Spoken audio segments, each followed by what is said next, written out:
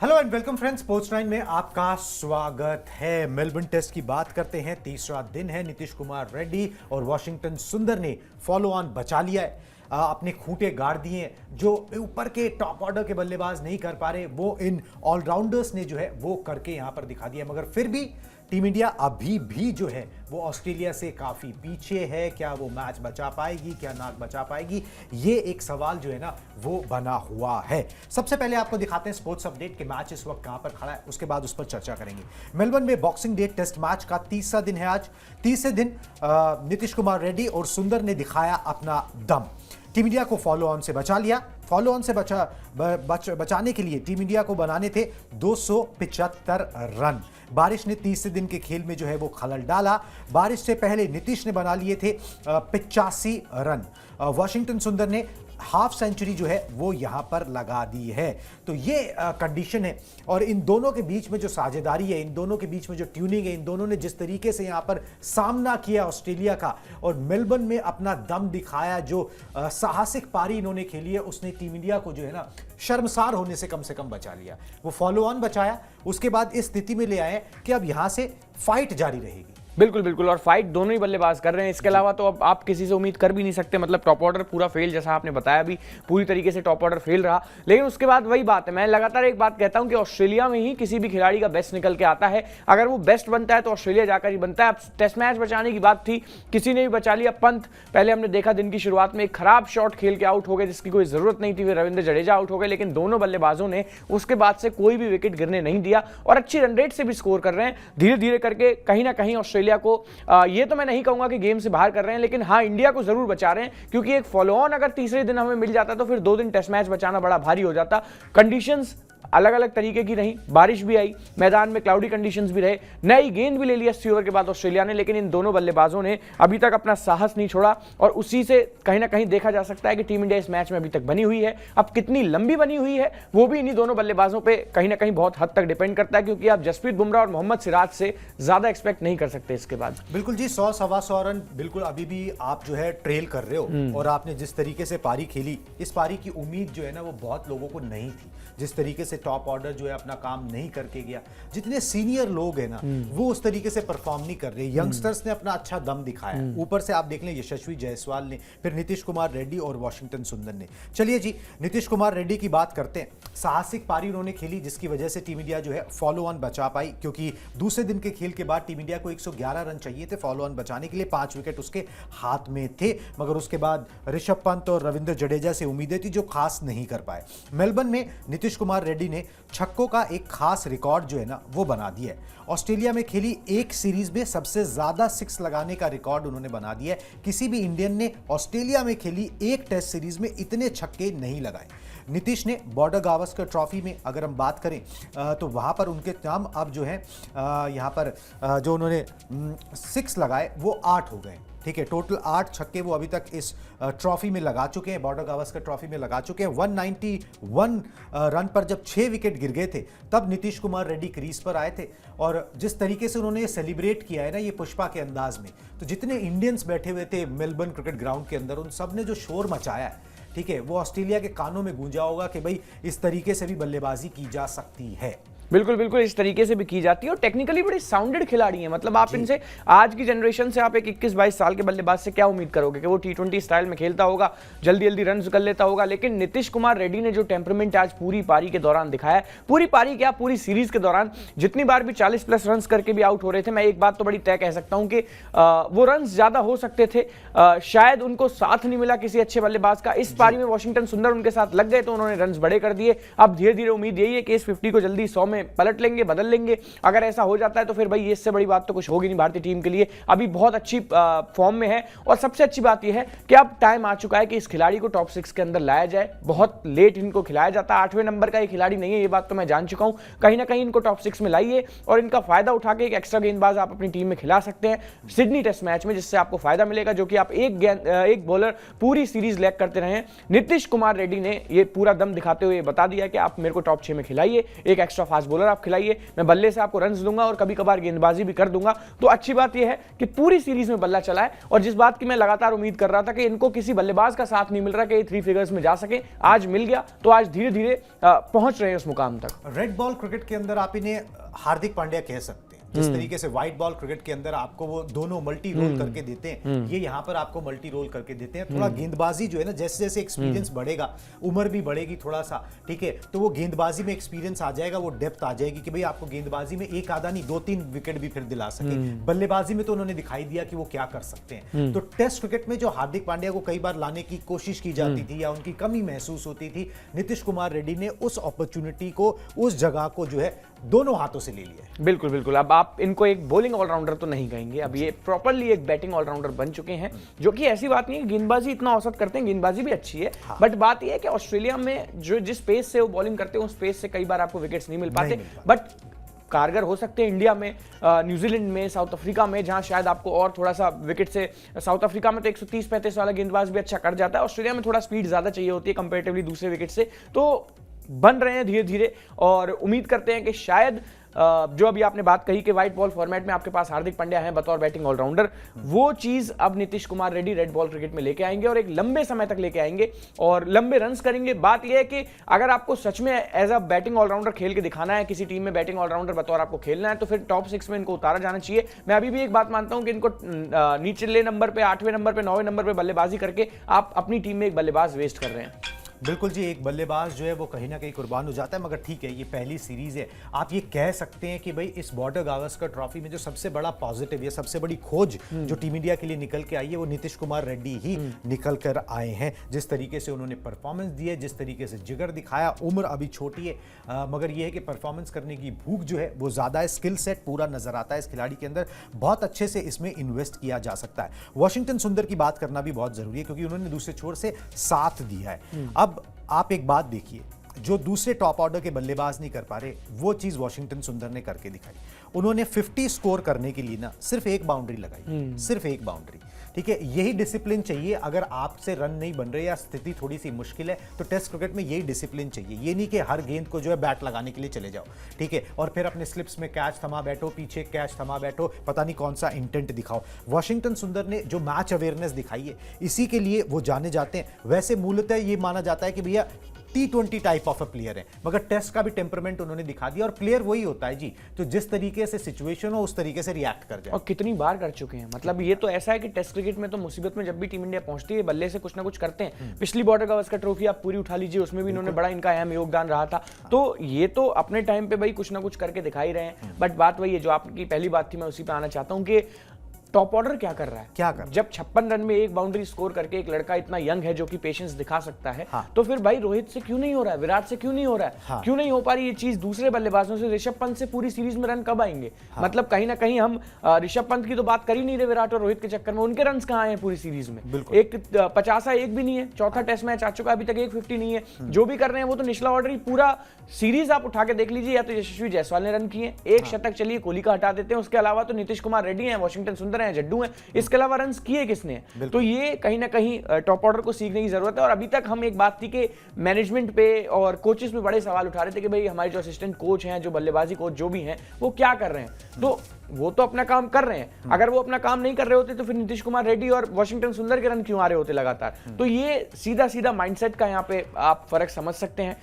Top order के जितने भी बल्लेबाज हैं, जिनको हम दिग्गज बल्लेबाज अपने बताते हैं, उनके माइंडसेट का फर्क है, या फिर अब शायद वो गेम अवेयरनेस या फिर आप कह लीजिए वो हैंड आई कोऑर्डिनेशन उस तरीके का नहीं रहा जैसा कि क्रिकेट एक यंगस्टर से डिमांड करता है। बिल्कुल जी, आफ्टर ऑल ना, मतलब it's a young man's game. आपको फ्रेश लेग्स चाहिए होती हैं, फ्रेश माइंड चाहिए होता है, और बेखौफ अंदाज चाहिए होता है। अगर आपको यहाँ मेनली ये बहुत जरूरी है, बेखौफ अंदाज, जो कि रोहित का नहीं है। बिल्कुल जी, वो डर डर के खेलना, अपने लिए खेलना, उन सब चीज़ों से बातें बनती नहीं है। और एक्सपीरियंस, जब वॉशिंगटन सुंदर से रन बन सकते हैं, तो फिर ऊपर वालों से क्यों नहीं बन सकते? इसका जवाब कोई दे दे, ठीक है, तो समझ में आ जाए। ठीक है, ओपनिंग में एक बात समझ में आती है, गेंद नहीं होती, उसके बाद वालों से क्यों नहीं बन रहे, और लगातार नहीं बन रहे, वो तो बड़े दिग्गज खिलाड़ी हैं। बड़ा उनका अनुभव है। केएल राहुल तो अच्छी फॉर्म में नजर आ रहे हैं, अच्छी लय में नजर आ रहे हैं। लय होती है ना तो कंसिस्टेंसी आनी चाहिए, जैसे ट्रेविस हेड में आई, जैसे स्टीवन स्मिथ में आई। ये नहीं कि आपने एक में किया फिर दूसरे में 50 कर दिया फिर ये कर दिया, बस अपनी जान बच गई। ठीक है, टीम को उससे क्या फायदा पहुंचा, ये बहुत इंपॉर्टेंट हो जाता है यहां पर देखना। चलिए जी, नीतीश कुमार रेड्डी की बात की हमने, वॉशिंगटन सुंदर की बात की, ऋषभ पंत पे आ जाते हैं। ऋषभ पंत पे जो आपने भी बात बोली, लापरवाही भरा उन्होंने जो है शॉट खेला, उस मैच सिचुएशन को उन्होंने अपना देखा नहीं। स्कूप शॉट खेलने के चक्कर में वो आउट हो गए और पहली बार अटेम्प्ट किया, नहीं लगा, अगली गेंद पर फिर अटेम्प्ट कर दिया जबकि वहां पर फील्डर लगाए हुए थे। हुआ क्या कि भैया आउट हो गए। 4 टेस्ट मैचेस अभी तक हो गए। पंत का टॉप स्कोर जो है वो 37 रन है। स्टार्ट्स उनको मिलते रहे हैं 37, 21, 27, 28, 9 और यहां पर 28 रन उन्होंने बनाए हैं। स्टार्ट्स आपको मिल रहे हैं, फॉर्म आपकी बुरी नहीं है, मगर ना वो कुछ ज्यादा ही लाइसेंस मिल गया है कि भाई जाओ तुम अपने आप को एक्सप्रेस करो। उनको भी लग रहा है कि भाई मेरी जगह जो है ना वो तो पक्की है, क्योंकि मेरे जैसा विकेट कीपर बल्लेबाज इनके पास है नहीं। ठीक है, तो उस तरीके से खेल रहे हैं। ये वो पारी नहीं है कि भाई टीम को किसी हाल में बचाना है, ये वो डेडिकेशन नजर नहीं आती कि भाई टीम को किसी हाल से, किसी भी सिचुएशन से निकालना है। आपको जाना है, अपना नेचुरल गेम खेलना है, चले तो चले, नहीं चले तो भैया कोई बात नहीं, हमारा कोई क्या ही कर लेगा। ठीक है, वो वाला एटीट्यूड जो है ना वो यहां पर ऋषभ पंत के अंदर नजर आ रहा है। क्योंकि अगर फॉर्म खराब होती तो फिर भी बात समझ में आती। यहां पे ये लापरवाही भरे शॉट्स, वो टेस्ट में T20 वाला अंदाज हर बार अच्छा नहीं लगता। ठीक है, कई बार सिचुएशन के अनुसार खेलना चाहिए। और माइंड इट, अभी तो ये है कि भाई नीतीश रेड्डी और वॉशिंगटन सुंदर ने फॉलो ऑन बचा लिया, आपको 300 के पार टपा दिया, मगर अगर वहां पर ऋषभ पंत ने जब अपना विकेट खोया था तो फॉलो ऑन का खतरा था। ठीक है, आपको फॉलो ऑन कम से कम बचाने के बाद अपने हाथ पांव उस तरीके से खोलने चाहिए थे। तो एक ये लापरवाही भरा शॉट जो है ये कहा ही जाएगा। बिल्कुल फंसा के चले गए टीम इंडिया को। जो अभी तक बॉर्डर गावस्कर के इतिहास में करते आए हैं कि निकालते हुए आए हैं, टीम इंडिया को बिल्कुल फंसा दिया इन्होंने। तो ये तो किसी तरीके की, मैं सूझबूझ तो नहीं कहूंगा। और सबसे बड़ी बात जो आपने बात कही कि जब वहां फील्डर्स मौजूद थे तो उस रैंप शॉट की जरूरत क्या थी? क्या जरूरत था आपको गेंद को स्कूप करने का? पीछे अच्छा खासा रन आ रहे थे सामने, क्यों खिलाड़ी खामखा ऐसे काम करने के लिए जाता है? भाई हमने देखा कि सैम कॉन्स्टेंस ने वो शॉट खेला अपनी पारी के दौरान, लेकिन एक चीज भी तो ध्यान देने वाली थी कि वहां फील्डर ही नहीं था, ना थर्ड मैन था, ना फाइन लेग था, तो फिर उस शॉट को खेला जा सकता है, तब तो वो शॉट ऑन है। लेकिन अगर फील्डर्स वहां लगे हुए हैं, एक टॉप एज आपका विकेट ले सकता है, आप कितना बड़ा विकेट है टीम इंडिया के लिए, ये सब चीजें हैं, तो फिर आपको ऐसा शॉट खेलने की जरूरत क्या थी? तो बिल्कुल सवाल खड़े करता है। पूरी सीरीज के दौरान हम रोहित और विराट को बोलते रहे, विराट ने तो फिर भी एक सेंचुरी कर दी, ऋषभ पंत के रन्स नहीं आए, जबकि पारी इक्वली उन्होंने भी उतनी खेली है। एक सिंगल मैच में उनके रन नहीं आए, इनफैक्ट एक 50 भी नहीं है इस टूर पे, तो शायद if I am not wrong चौथा टेस्ट मैच आने को गया, 7 पारियों में एक भी 50 नहीं। तो ये चीज कहीं ना कहीं अपने आप में बहुत खराब है कि ऋषभ पंत जैसे कैलिबर का खिलाड़ी जो कि टेस्ट मैचेस बचाने के लिए जाना जाता था, इस पूरे टूर पे अभी तक फ्लॉप रहा है। बिल्कुल जी, और सिर्फ उस बात से कि भाई आपका तो गेम ही ऐसा है, आप तो खेलोगे ही ऐसे, आप उसी छवि पर बार बार उतरने की कोशिश करते हो, ये नहीं देखते कि मैच सिचुएशन क्या है, ये बहुत ही बुरी बात है। और अब उनसे इस तरीके की खेल जो है एक्सपेक्ट नहीं किया जाता।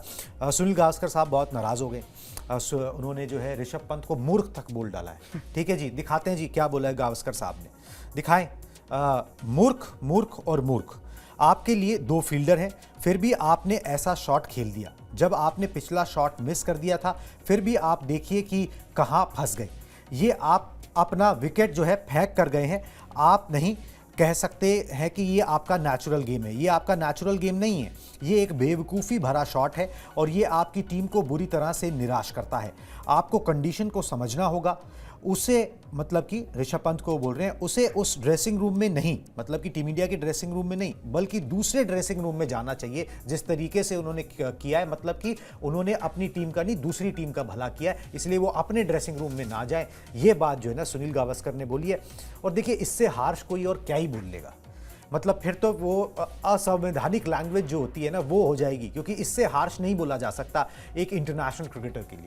बिल्कुल सही बात है। अब मतलब वो भी इंटरनेशनल क्रिकेटर जो कि ऋषभ पंत के कद का है, तो फिर तो थोड़ी बात बड़ी हो जाती है। और बिल्कुल सही बात कही है कि T20 स्टाइल में खेलने की क्या जरूरत थी। ये T20 स्टाइल भी नहीं था, ये तो सच में मूर्खतापूर्ण शॉट था। मतलब आप देखेंगे कि 2 फील्डर्स पीछे हैं, क्या सोच के आपने वो शॉट खेल दिया, किस तरीके से आपका टॉप एज लगा, पहली बॉल पे आप बच गए, सामने खेल लेते, ऊपर का बॉल था उसे सामने ड्राइव भी करते तो रन आ जाते। या ऋषभ पंत को ड्राइव करना ही नहीं आता जो उनको ऐसे शॉट्स की। और रही बात ऋषभ पंत, ये जो शॉट था, इस तरह के शॉट्स उतने भी नहीं खेलते जितना कि मतलब एक्सपेक्ट किया जा रहा है। ठीक है, खेलते हैं, थोड़े इनोवेटिव शॉट्स उनके होते हैं, लेकिन इतना नहीं होता कि आप एक एबी डिविलियर्स और सूर्य कुमार यादव टाइप आप उनसे एक्सपेक्ट कर लोगे कि नहीं आपका तो कनेक्ट हो ही जाएगा। तो टेस्ट क्रिकेट को टेस्ट क्रिकेट रहना ज्यादा बेटर मैं समझता हूँ। ओल्ड स्कूल क्रिकेट यहाँ ज्यादा थोड़ा फलता फूलता है। फिर भी हमने ऋषभ पंत को एक्सेप्ट कर लिया कि चलिए उनके रन ऐसे ही आते हैं, तेजी से खेलने पे आते हैं, लेकिन तेजी से खेलने के लिए पूरा मैदान पड़ा हुआ है, आपको पीछे की जरूरत क्या थी? लेग साइड है पूरा का पूरा आपका, आप देखेंगे सामने मिड ऑन मिड ऑफ है, कवर्स है, डीप कवर्स है, पॉइंट है, वहां रन्स कीजिए। उसको वहां रन्स करने की बजाय आपने कहां ट्राई किया? विकेट के पीछे। तो फिर ये तो मूर्खता वाली बात थी। और सबसे बड़ी बात, आप टीम इंडिया को फंसा के चले गए। शायद वहां निकाल भी सकते थे, अगर एक 50, 60, 70 रन की पारी भी खेल देते तो जितना ये बड़ा ट्रेल हम कर रहे हैं, जितने बड़े स्कोर का हम पीछा कर रहे हैं, शायद इसमें थोड़ी सी मदद हो जाती। चलिए जी, पार्टनरशिप्स की बात करते हैं। तो वॉशिंगटन सुंदर जो है ना वो आउट हो गए हैं। तो ये पार्टनरशिप जो लगभग 125 रन की थी, 125 रन से ज्यादा की पार्टनरशिप थी, वो पार्टनरशिप जो है वो टूट गई है। टीम इंडिया के लिए अच्छी बात नहीं है, मगर ये कि जो है इन्होंने टीम को फॉलो ऑन से बचाया है और एक ऐसी सिचुएशन में लाके खड़ा कर दिया है जहां से ना ऑस्ट्रेलिया बहुत बड़ी लीड जो है वो शायद ना ले पाएगा। ठीक है, वो बहुत बड़ी लीड नहीं हो पाएगी, मगर फिर भी वॉशिंगटन सुंदर ने अपना काम बखूबी किया। जिस तरीके से उन्होंने 162 गेंदों का सामना किया और 50 रन बनाए, ये कैरेक्टर दिखाता है। थोड़ा सा लंबा और खेल जाते, लीड एक बार 100 के नीचे आ जाती तो बात अच्छी बात हो जाती। बट अभी भी 125 रन है। आपने कहा कि बहुत बड़ी लीड नहीं है, लेकिन स्टिल मतलब अगर ऑस्ट्रेलिया तेज खेलेगा तो 50 रन लीड तो लीड होती है। 50 रन की लीड भी बहुत होती है। तो या तो आप ऑस्ट्रेलिया को दम रखते हो 100 के अंदर ऑल आउट करने का, तो भी लीड कम है, बट अभी तो लीड है और अच्छी खासी लीड है। बाकी हेड्स ऑफ टू वॉशिंगटन सुंदर, जहां कोई नहीं टिका वहां आपने इतना देर तक 160 गेंदें करीब खेलनी, बहुत सारे ओवर्स निकाल दिया आपने। तीसरा दिन तो ऑलमोस्ट पूरा ही निकाल दिया। तो ये भी इंडिया को फायदा है कि चलिए कुछ भी नहीं तो एक ड्रॉ की सिचुएशन तो बन सकती है। देखिए, अगर बारिश ने तीसरे दिन थोड़ा सपोर्ट किया है, ठीक है, अगर इसी तरीके से वेदर कंडीशन रहे, बीच बीच में थोड़ा समय खराब हो गया, तो फिर हम वो रिपीट देख सकते हैं। इंडियन क्रिकेट टीम जो कि 2 बार बॉर्डर गावस्कर ट्रॉफी इनके घर में जीत के गई है, वो डिपेंड कर रही है अपने आप की जीत बारिश आ जाए, कुछ हो जाए। और जबकि एक पारी बची हुई है, जब उस फिर भी एक्सपर्ट्स जो है वो उस तरीके से सोच रहे हैं, फैंस सोच रहे हैं, हम सोच रहे हैं कि भाई थोड़ा बारिश का भी सपोर्ट मिल जाए, क्योंकि टॉप ऑर्डर पे किसी को ना भरोसा रहा नहीं है। इतनी चौथा टेस्ट मैच चल रहा है, टॉप ऑर्डर में से कोई भी खड़ा होके ना कंसिस्टेंटली परफॉर्म नहीं कर रहा। ऐसा नहीं लग रहा कि भाई हाँ ये खिलाड़ी है तो भाई बात बन जाएगी। सिर्फ पुराने आंकड़े दिखाते हैं, हम भी आपको बताते हैं, वो कहानियां बताते हैं, मगर वो जो है वो रिपीट नहीं हो पा रहा है। रिपीट टेलीकास्ट जो है ना उसका नहीं हो रहा है। शायद कुछ खिलाड़ियों से आगे सोचने का समय जो है वो आ गया है। चलिए जी, अब ये बात हुई तो अजीत आगरकर जो चीफ सिलेक्टर हैं वो पहुंच गए मेलबर्न। ठीक है, उनकी ना रोहित शर्मा से जल्द एक मीटिंग होने वाली है, ऐसी सूत्रों के हवाले से खबरें आ रही हैं। बैठक में रोहित की कप्तानी को लेकर भी बात होगी, ये भी पता लग रहा है। बॉर्डर गावस्कर ट्रॉफी के बाद जो है रोहित पर फैसला होगा कि भाई उनका टेस्ट फॉर्मेट में अब करियर कितना आगे है या नहीं है, टीम को जरूरत है या नहीं है। इस टेस्ट सीजन में उनका बल्ला नहीं बोला है। पिछली 14 पारियों में 11 की औसत से मेरे ख्याल से उन्होंने रन बनाए 13-14 पारियों में। ऑस्ट्रेलिया में तो 22 ही रन है, और ऑस्ट्रेलिया में तो 5.5 की औसत से, नेथन लॉयन ने 6 की औसत से बना दिए। ठीक है, तो कप्तानी को लेकर जो है वैसे ही सवाल जो है रोहित शर्मा पर उठ ही रहे हैं। और इस तरीके की चीफ सिलेक्टर का पहुंचना कोई मतलब कम छोटी बात नहीं, चिंताजनक बात है। हाँ, कम छोटी बात नहीं है कि भाई चीफ सिलेक्टर पहुंचा है, कि भाई आखिर हो क्या रहा है। मतलब या तो 11 चुनने में आप लोग क्या कर रहे हो, या तो उनको वो 11 तो ढंग से चुनी, ठीक है। हाँ, तो वही मैं बोल रहा हूँ ना, अगर चीफ सिलेक्टर पहुंचा है तो फिर ये खटका है उनको कि भाई या तो आप 11 ठीक से नहीं चुन रहे, आप कर क्या रहे हो। यहाँ पर WTC की जो फाइनल है वो दाव पर लगा हुआ है। खिलाड़ियों की फॉर्म को लेकर वो भी देखेंगे भाई प्रैक्टिस में हो क्या रहा है, किस तरीके से फॉर्म है, नहीं है तो फिर बैठे, ठीक है, किसी और को मौका दिया जाए। अच्छा खासा आपने दल चुना हुआ है। तो इन सब मतलब चीफ सिलेक्टर का पहुंचना एक खतरे की घंटी, एक वो रेड फ्लैग आप जिसे कहते हैं ना, वो है जरूर यहाँ पर कि भाई रोहित शर्मा पर फैसला होगा कि नहीं होगा, वो अलग बात है। संजय मांजरेकर का एक आपको दिखाता हूँ बयान, बहुत आग बबूला हुए हैं वो। उसके बाद जो है ना आगे की बात करेंगे।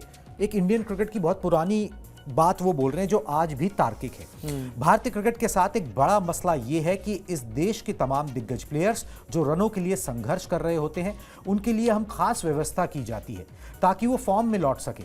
हम हर तरह की एडजस्टमेंट करके उन दिग्गज खिलाड़ियों को वो प्लेटफॉर्म या मौका देते हैं कि वो फॉर्म में लौट सके। केएल राहुल को देखा जाए तो वो दोनों टीमों की तरफ से बेस्ट ओपनर रहे थे और भारत के लिए निरंतरता के साथ रन बनाने वाले बल्लेबाज, मगर राहुल को उनकी पोजीशन से हटा दिया गया और नंबर 3 पर ढकेला गया ताकि रोहित को ओपन करके फॉर्म में आने का मौका मिले। मतलब he has minced no words, मतलब जो जितनी कड़वी सच्चाई बोली जा सकती है ना, सच्चाई कह लीजिए या फिर सिक्के के कई पहलू होते हैं, उनमें से 2 पहलू होते हैं, उसमें से एक पहलू कह लीजिए। सच्चाई है जी, बिल्कुल सच्चाई है। आपने ड्रॉप भी तीसरे नंबर पे ऐसे खिलाड़ी को किया जो कि जो एक आदमी चल रहा था, एक ही आदमी चल रहा था, आपने उसके साथ भी, उसकी फॉर्म के साथ भी कहीं ना कहीं उसका बैटिंग ऑर्डर छेड़ दिया, रन नहीं बने उससे। तो ये तो केएल राहुल के साथ तो मजाक हो ही रहा है पिछले 5-6 साल से, इसमें तो कोई शक की बात नहीं है। कभी उनको कर दिया जाता है 3 पे, कभी 6, कभी 5, कभी 4, कभी वनडे टीम में 7 तक भी धकेल दिया गंभीर साहब ने, कभी ओपनिंग करवा दिया जाता है मुश्किल सिचुएशन में। वो बंदा करे तो करे क्या? फिर उसकी जब औसत की बात हम लेके बैठते हैं तो वो मिलती है 35 की, 34 की, तो औसत बढ़ेगी कहां से? जब खेलने दोगे तब तो एक बंदे का कोई माइंडसेट होगा, तब तो अपने हिसाब से चीजों को शिफ्ट करने में लगे रहते हो। 2 मैचों में आपने उनको ओपन करवा के खुद आप हीरो बन गए कि मैं देखो 6ठे नंबर पे आऊं, एटलीस्ट आई एम सेल्फलेस। और अगले मैच में आपने वही काम कर दिया जिसके लिए आपकी तारीफ हो रही थी, आप आगे ओपन करने, उनको 3 पे ड्रॉप कर दिया और बेचारे शुभमन गिल को बाहर कर दिया जिसके एटलीस्ट स्टार्ट तो मिल रहे थे, 20-22 रन कुछ तो बन रहे थे उनके। तो उनको एक स्टार्ट मिल रहा था, आपके तो पूरे रन ही उतने जितने उनकी एक पारी में आ जा रहे हैं। तो अब शायद वो चीज सर आ चुकी है इंडियन क्रिकेट में कि हमको थोड़ा सा ये बड़े प्लेयर से, स्टार कल्चर से थोड़ा सा इतर देखना पड़ेगा, और देखना पड़ेगा, इसमें कोई शक की बात नहीं है। चाहे रोहित शर्मा आप कल को किसी घरेलू टेस्ट सीरीज में 200 मार दें, 100 मार दें, 150 मार दें, लेकिन अब टाइम आ चुका है। फ्यूचर तो नहीं है, फ्यूचर नहीं है। हाँ, फ्यूचर नहीं और है। फ्यूचर बनाने के लिए अब इन यंगस्टर्स के कंधों पे जिम्मेदारी डाली जानी चाहिए। बिल्कुल जी, फ्यूचर नहीं है, क्योंकि आप देख लीजिए ना, अब एक साइकिल WTC का 2 साल का होता है। ये WTC का साइकिल जो है ये खत्म होने वाला है। उसके बाद आप नेक्स्ट WTC साइकिल में एक 38 साल का कप्तान जिसकी फॉर्म उसका साथ नहीं दे रही, जिसका कप्तानी में जलवा नहीं दिख रहा, क्या आप उसके साथ कंटिन्यू? उसमें भी इंग्लैंड जाना है 5 टेस्ट मैच, 4 टेस्ट मैच, वही मैं बोल रहा हूँ ना, आप उसके साथ कंटिन्यू करना चाहोगे या फिर आप जो है बेटन किसी और को थमाना चाहोगे और बोलोगे भैया ठीक है, आपने अच्छा किया जितना, और आप एक दिग्गज कप्तान रहे हो, आपने वर्ल्ड कप भी जिताया,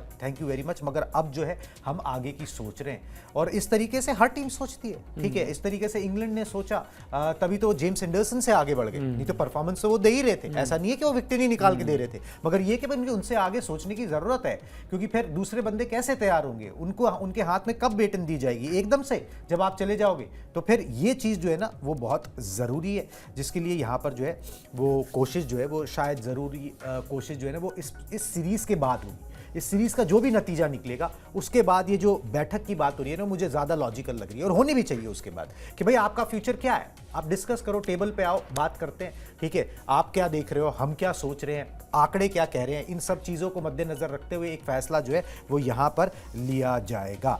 चलिए जी,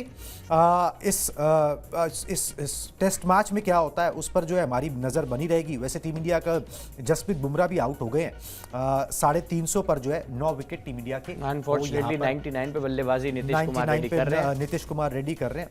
इन ऑल प्रोबेबिलिटी हो जाना चाहिए। सिराज को 2 बॉलें 3 गेंदें रोकनी, अभी पैट कमिंस।